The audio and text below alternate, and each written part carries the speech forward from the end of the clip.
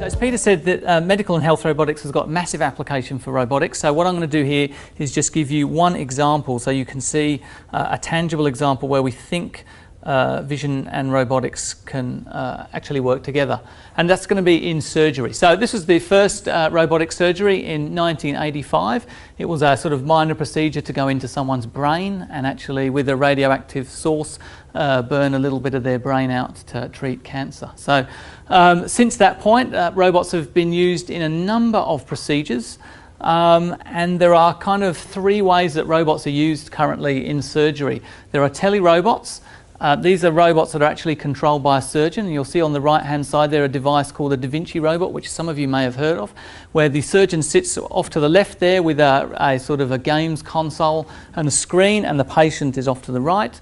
And they drive all the manipulators and camera systems. There are pre-programmed robots, and this first robot that I showed you back here is in that class, where the robot actually is totally pre-programmed and goes in and does its job. And then there's this idea of shared sort of autonomy, where the robot still holds, the human still holds tools, but the tools will only do the right thing. If a surgeon tries to cut in the wrong place, the cutting device will simply refuse to cut. So we're starting to see some of these kind of smart tools, and they're all based on robotic technology coming into use now. In the surgeries that I've attended in recent months in orthopedics, we actually see commonly used vision systems already. These are used to actually track trackers in people's bones. I've just got some stuff down here, excuse me. Some bones. Always have props. So currently the vision is used in surgery when doing, say, knee surgery. The surgeon wants to know where the knees are, where the bones are if they're doing a knee replacement. They put tracking devices into the bones. They actually screw them into the bones, and then they're actually tracked by a vision system you see there on the left. So that's been used for quite a long time now, probably 7 or 8 years in surgery, and it's become quite common. So you'll see vision is already getting into surgery. What we want to do is actually have systems where you don't need artificial markers. So that's one obvious application, and also start to actually use vision in the loop. So back here, some sort of angles of the bones are put up on a screen, and the surgeon is still doing all the manipulation and just tries to make these numbers say the right thing. What the next step will be to actually have the vision system in the control loop and have some sort of robot manipulators or tools actually controlled via the vision system. So one thing we're going to try first, and this is the first project we're starting, is robotic knee arthroscopy. Now, knee arthroscopy, hang on a second, is a procedure where it's a closed procedure, so it's minimally invasive procedure. This is a camera, it's shoved into your knee. Another tool is shoved into your knee on the other side, and the surgeon is there then holding these two, a camera and a tool.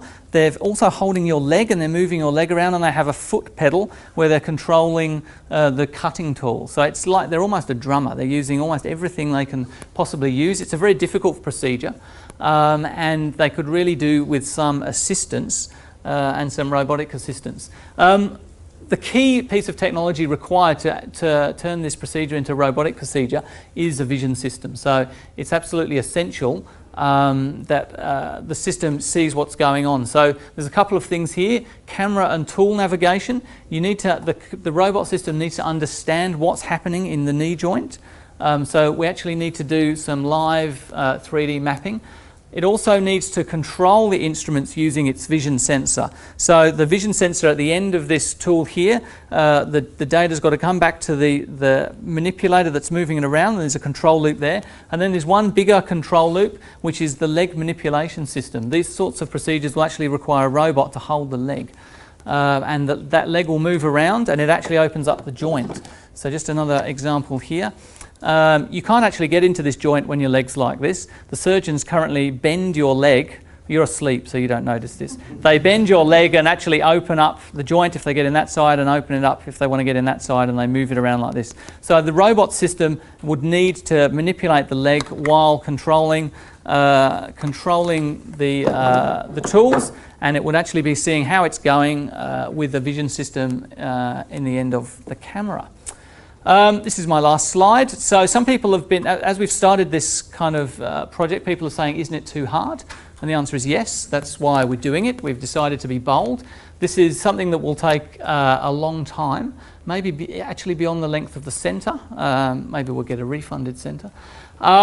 But there should be things that will spin off as we go along, so assistance technologies that current surgeons can have. One of the competitive advantages we've got here is we have world-leading orthopaedic surgeons in the team, and we have access to the Medical Engineering Research Facility, which was a Smart State funded facility about 7 or 8 years ago, which is at the Prince Charles Hospital campus. So this actually allows us to do experiments on cadavers and on animals such as pigs. So we actually have a little bit of an advantage over others that would attempt this work. So that's just one example. There's many examples of projects in medical and health robotics, and we'll be exploring those in the coming months. Okay, thank you.